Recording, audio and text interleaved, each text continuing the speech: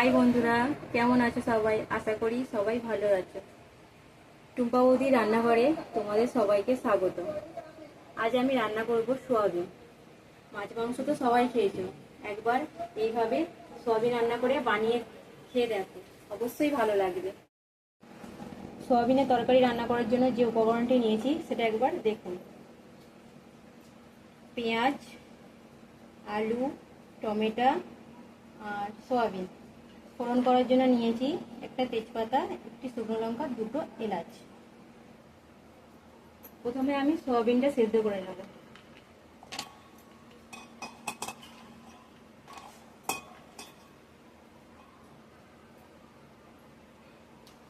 জল দিয়ে দেব। সোয়াবিনটা সেদ্ধ হতে থাক, তোমরা ভিডিওটি স্কিপ না করে সম্পূর্ণ ভিডিওটি দেখতে থাকো, আশা করি ভালো লাগবে। সোয়াবিনটা সেদ্ধ হয়ে গেছে, এবার আমি নামিয়ে নেব।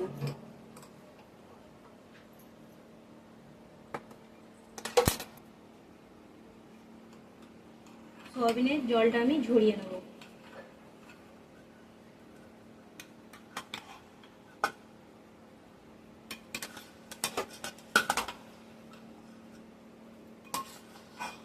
খুবই সহজভাবে আমি সোয়াবিনের তরকারিটা করব। এবার আমি সোয়াবিনটা ভেজে নেব। গরম করে নেব।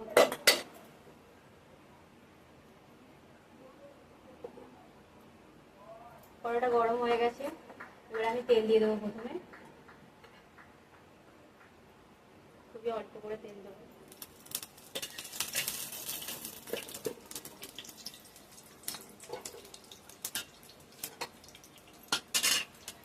প্রথমে সোয়াবিনগুলো ভেজে নেব।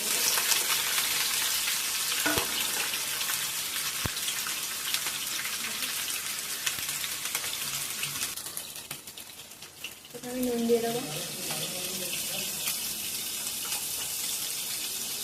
সামান্য হলুদ দিয়ে দেবো,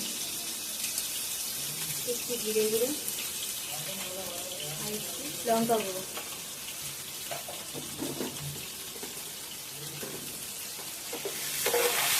এবার আমি সোয়াবিনটাকে ভালো করে ভেজে নেবো।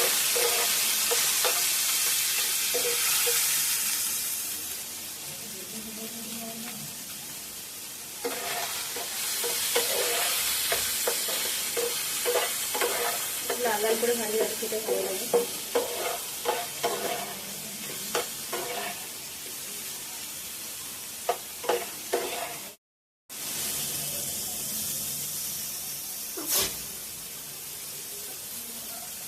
সোয়াবিনটা আমার ভাজা হয়ে গেছে, এবার আমি নামিয়ে নেবো।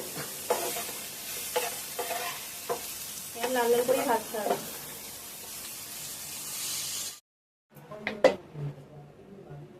ওই একই কড়াই আমি সামান্য একটু তেল দিয়ে দেবো আলুটা ভাজার জন্য। আলুটা সেই একইভাবে আমি লাল লাল করে ভেজে নেবো। আলুটা দিয়ে দিচ্ছি।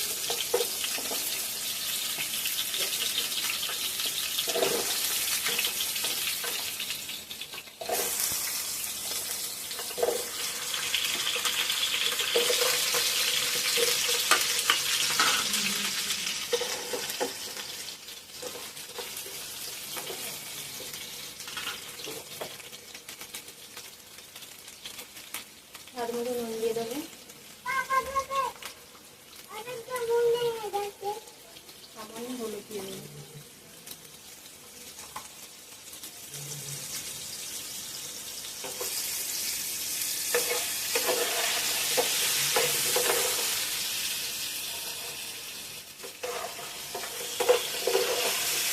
ভালো করে আলুটাকে লাল লাল করে ভেজে নেবো।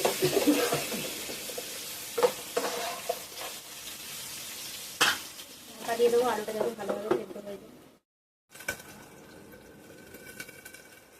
আলু ভাজা আমার হয়ে গেছে, আমি এবার নামিয়ে নেবো।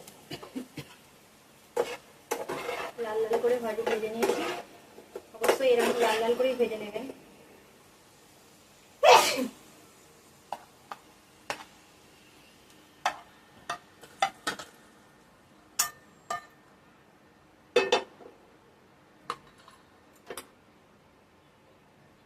এবার এই মশলা কষে নেব। এবার আমি মশলা কষে নেবো।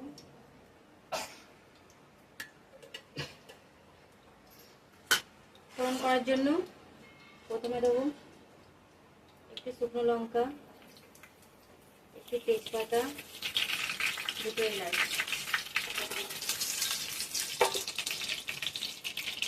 পেঁয়াজ কুচি,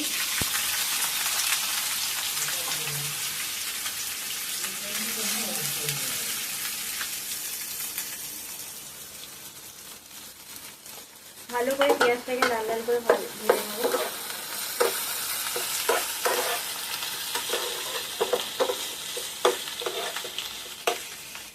পেঁয়াজটাকে লাল লাল করে ভেজে নিই। মশলাটা আমার ভাজা হয়ে গেছে ভালো করে, টমেটোও গলে গেছে, আদা রসুনের কাঁচা গন্ধও চলে গেছে। এবার আমি হলুদ,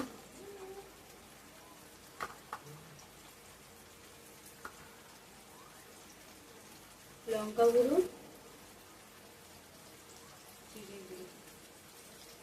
জিরে আর একটু লঙ্কা গুঁড়ো দেবো, কারণ আমি একটু ঝাল খেতে ভালোবাসি, তাই একটু লঙ্কা গুঁড়ো দেয়। যে আপনারা যেমন ঝাল খাবেন তেমন লঙ্কা দিয়ে করে দেবেন। আমি এতে কোনো কালার ইউজ করি না।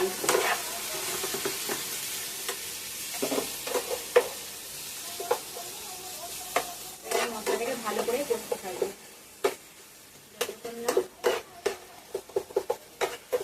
যতক্ষণ না তেল ছাড়ছে মশলা।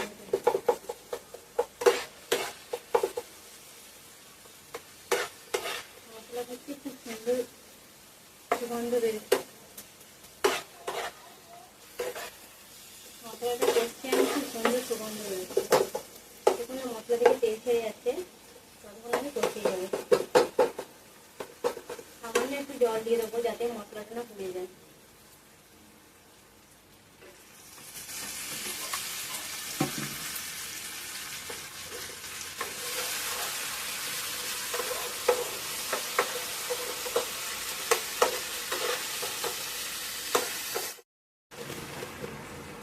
মশলাটা আমার ভালোভাবে কষা হয়ে গেছে, দেখতেই পাচ্ছেন মশলা থেকে তেল ছেড়ে গেছে।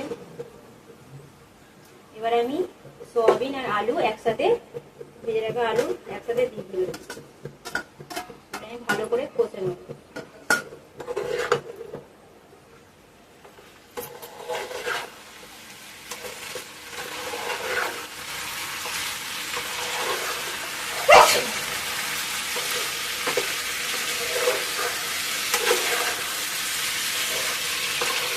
ভালো করে সয়াবিন আর আলু ভালো করে কষাতে হবে।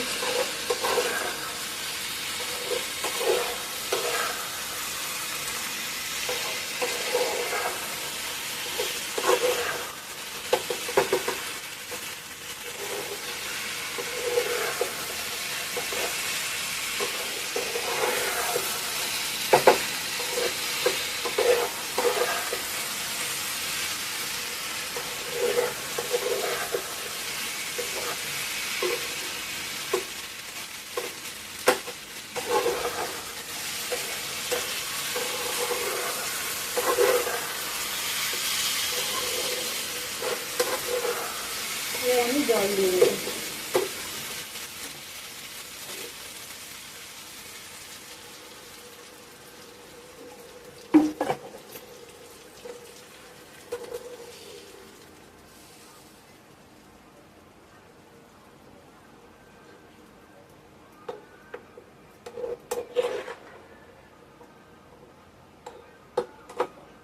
আলুটা 70% মতো সেদ্ধ হয়ে গেছে, তাই খুব বেশি জল দিলাম না। এবার আমি এটা ঢাকা দিয়ে দেবো।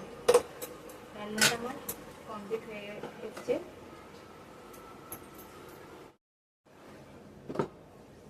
রান্নাটি আমার হয়ে গেছে, এবার আমি নামিয়ে নেব। ভিডিওটি ভালো লেগে থাকলে লাইক করবেন, আর চ্যানেলে নতুন হয়ে থাকলে চ্যানেলটি সাবস্ক্রাইব করবেন। পাশে থাকা বেল আইকনটি ক্লিক করে দেবেন পরবর্তী ভিডিও নোটিফিকেশন পাওয়ার জন্য।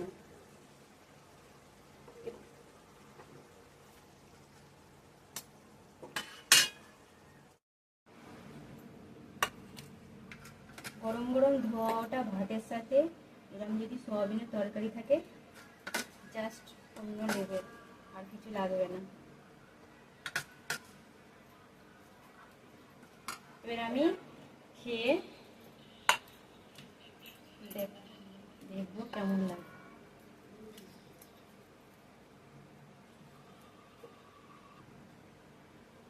এবার আমি খেয়ে দেখব। আমার খেয়ে খুবই ভালো লাগলো, অসাধারণ। আপনাদেরও খুব ভালো লাগবে।